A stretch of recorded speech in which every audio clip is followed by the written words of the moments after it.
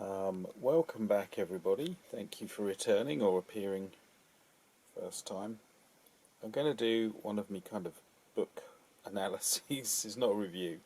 Um, really, it's of great illustrators. And in this case, we're going to look at one of the Blandford colour series, which I think are fantastic, and I have many of. And in this case, it is what I think is probably their zenith. Uniforms of the 7 Years' War, 1756 to 63, by John Mollo and illustrated by Malcolm McGregor.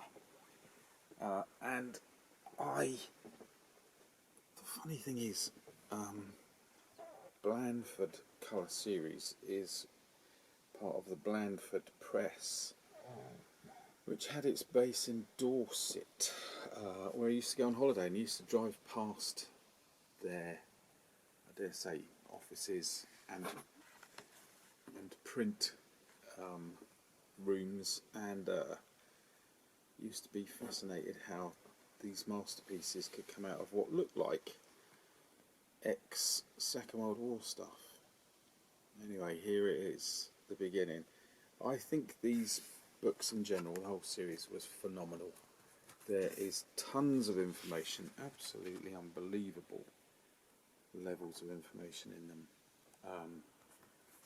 Precursor to many, many other such books, but the illustrations are phenomenal.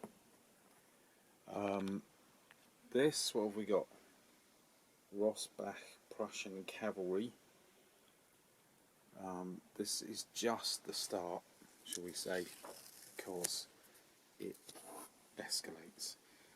One of the things about this book for me is that it introduced me to Frederick the Great and his battles, because there's a little section at the back on, I think, 4 or 5 battles, and I just read through those and thought, good Lord, incredible fellow. But it also brought to light just how ornate everybody's gear was, even this strange hussar. This really was a phenomenal time. I don't understand it. It's not my world, which is probably part of the attraction. Look at the quality of that incredible outfit, the quality of the artist's work.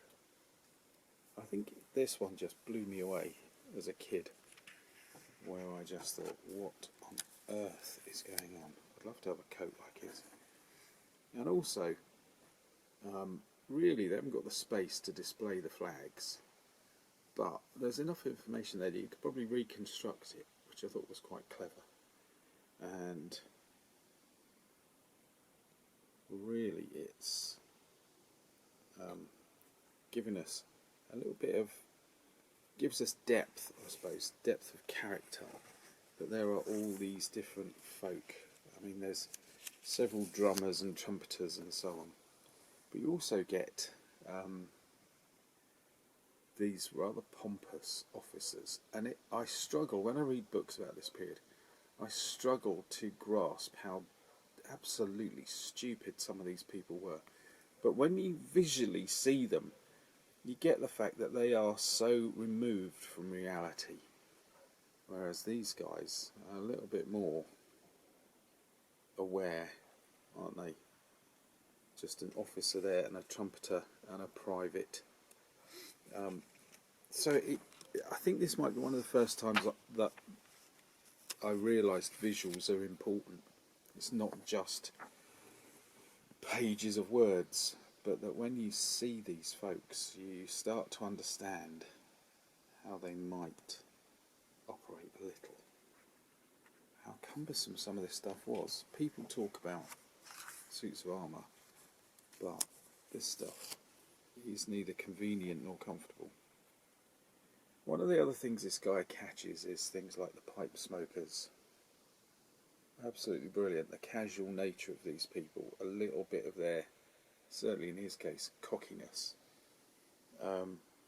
and the fact that there's a little bit of nihilism about these guys, that's brilliantly summed up.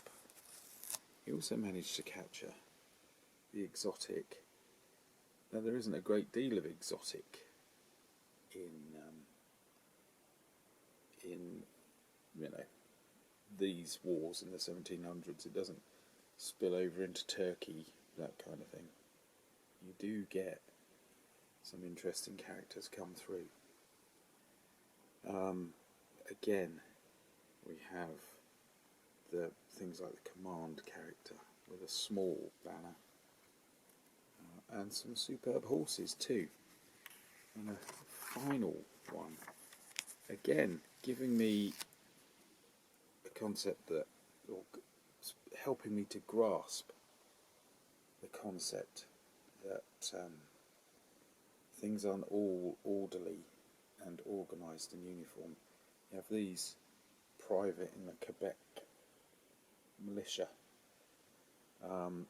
all this half uniform, half casual stuff, and it is an incredible relief.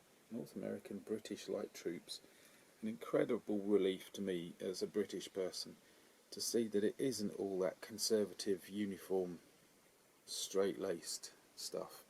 I mean, that fella in particular, I had no idea that somebody like that existed. So impressive artwork and impressive characterisation. This brought an alien world alive for me, and just the sheer skill of the artist is incredible. So I will wind it up there with this salute to the work of Malcolm McGregor, and say, if you ever see these going second hand, grab them, because they are well worth it. Like I say, I got this when I was a teen, so I think it said 1976 somewhere. 1756. Poole, Dorset. Yeah, I'm sure it's 1976. Sorry. £1.50 Oxfam. It was £3.25. I'm straying. So yes, in praise in particular of Malcolm McGregor and his series of fine works. Just fantastic. Well done. And I think these are overshadowed by some of the box art, particularly the aircraft stuff. So well worth emphasising this. Anyway, thanks for watching. We'll be doing more like this in a bit. There's plenty more to come. Might go back to another one or two of these and just look at them for fun. So thanks for watching. See you again soon.